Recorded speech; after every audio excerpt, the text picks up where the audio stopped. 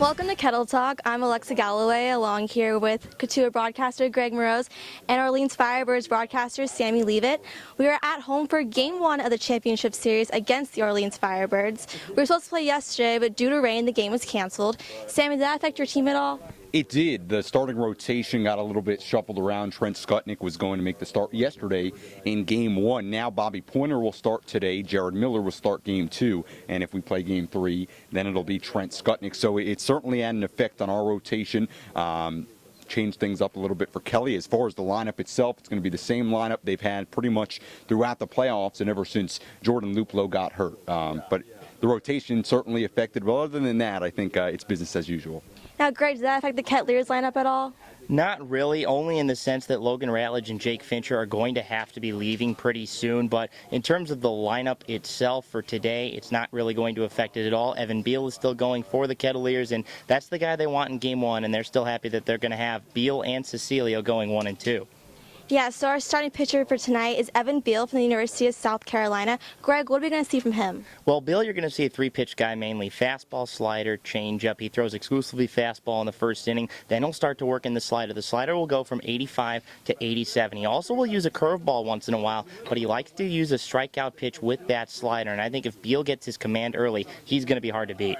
Now, Bobby Pointer is making the start for Orleans. What are we going to see from him tonight, Sammy? Well, a guy who works really quickly, throws strikes. He throws really 4 pitches. The fastball's the big one, mixes in the curve and the change. The changeup is probably his best breaking pitch, and then he's developed the slider this summer that he uses pretty frequently now, too. A guy who works really quickly, throws strikes. He was absolutely brilliant against Harwich in round 1 in his only start of this postseason. So a guy who is going to compete. Kelly calls him one of the greatest competitors he's had ever on one of his teams in the Cape League. So a guy who really goes out there, competes, throws strikes, gets ahead of hitters, and it should be fun to watch. He's a good pitcher.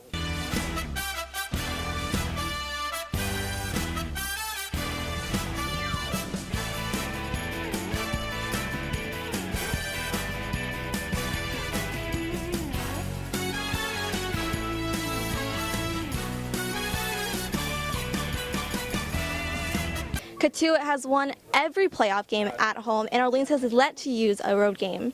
Sammy, what needs to be the focus for Orleans to get the win tonight? I think keep doing what they've been doing over their last 18 games. They're 15-2-1. It's been a pretty incredible hot stretch that this team has been on. I think the momentum they had and the final part of the season carried them in to the postseason, and as you've seen, they lost that first game against Harwich, but they won 4 straight after that. I think the pitching needs to continue to be very good. Bobby Pointer, Jared Miller, Trent Skutnik, that's the top of the rotation for this team. So as long as they pitch well, the bullpen has also been terrific in this stretch, and they've been getting timely hitting from everybody in that lineup at some point or another. So as long as they keep doing those things, I think they have a really, really good shot of winning a Cape League title.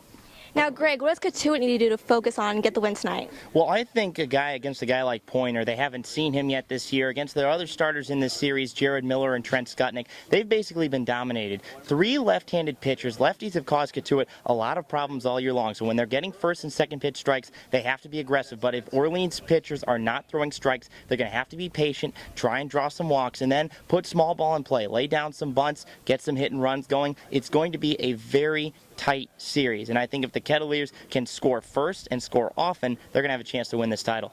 It's a beautiful day for baseball, and game time set for 4 o'clock, so stay tuned.